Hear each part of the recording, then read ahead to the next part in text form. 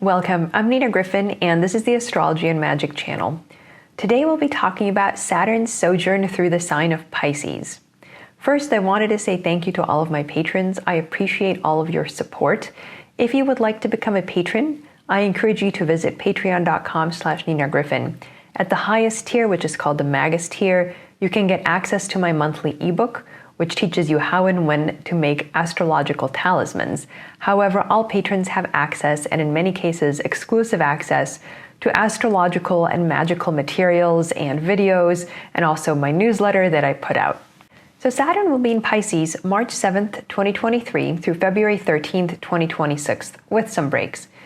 Now, the emphasis in leaving Aquarius and in entering Pisces, the emphasis now shifts away from serious talk about infrastructure and public good, which is very Aquarian, although there is a major asterisk here because Pluto is entering Aquarius, and so these issues aren't going away. They're just changing in scope and magnitude.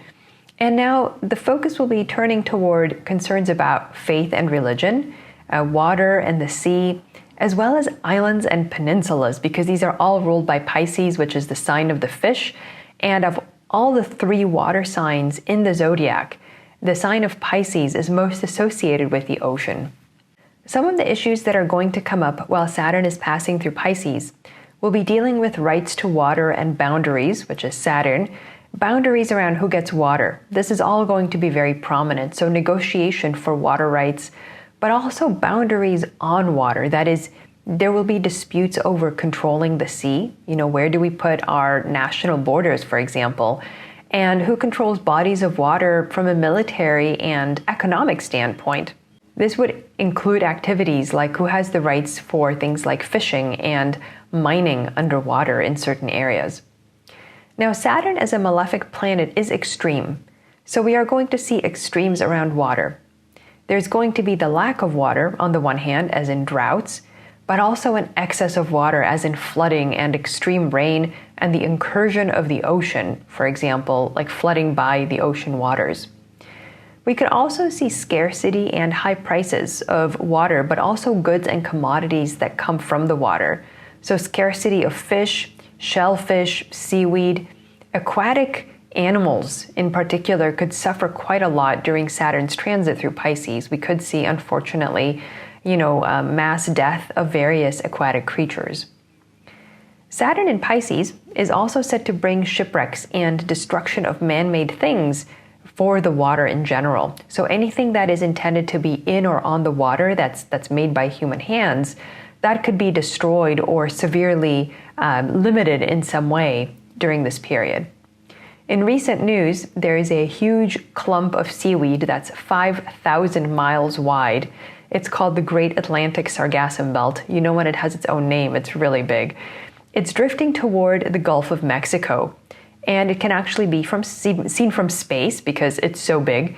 It's expected to come ashore in Florida and to start rotting there, emitting toxic sulfurous fumes. So not only will it impact creatures and, of course, anybody living near or on the water, but even people who are not too close will be able to smell and potentially be negatively impacted by these toxic seaweed fumes. These are just some classic Saturn keywords, rot, death, stench, all of those things that Saturn is classically associated with. Now, Pisces is also a cold sign, so Saturn in Pisces could also be an indication of very cold weather, and especially weather that is particularly wet. Now, tradition also anticipates conflict among great and noble people. Power struggles in the highest echelons of society are very likely at this time. Pisces, being a Jupiter-ruled sign, can indicate hardship due to Saturn's negative impact on this class of people, right? People who are wealthy, people who are powerful, as well as people who are religious or who are like religious dignitaries, because they're also ruled by Jupiter. Pisces, of course, also represents organized religion, especially, but not only, Christianity. So there could be limitations on religious organizations and even deaths of important religious people in large numbers, as well as the deaths of religious public figures. All of those could mark this period. Now, the entry of Saturn into Pisces has brought major coastal earthquakes historically. The Great Alaska Earthquake of 1964 and the Northridge earthquake in Los Angeles in 1994. One such dramatic example appears to have been the historic earthquake in Turkey that preceded the Saturn change of sign by about a month. The epicenter was about 50 miles inland from the Mediterranean Sea, so it's certainly a coastal earthquake and definitely qualifying as a typical Piscean location. Conflicts about islands and peninsulas could come to the forefront during this period.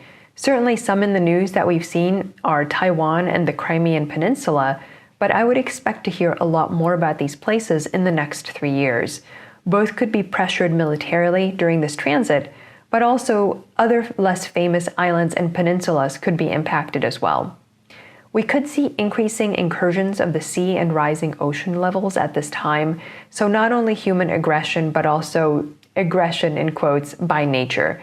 Major tsunamis do happen with Saturn in water signs, so that's another thing that we could potentially see during this 3-year period. So to summarize, it's hard to overstate the importance of Saturn entering Pisces. It's going to be a big shift from when he was in his domicile for basically 5 years plus in Capricorn and Aquarius. It's going to be a different flavor, and we're going to see different groups of people be affected than we have seen in the last 5 years. Certainly, Saturn is never easy, but he does give us an opportunity to fix whatever is broken and to shore up foundations that might be lacking. Thanks for watching. I'm Nina Griffin, and this is the Astrology and Magic channel.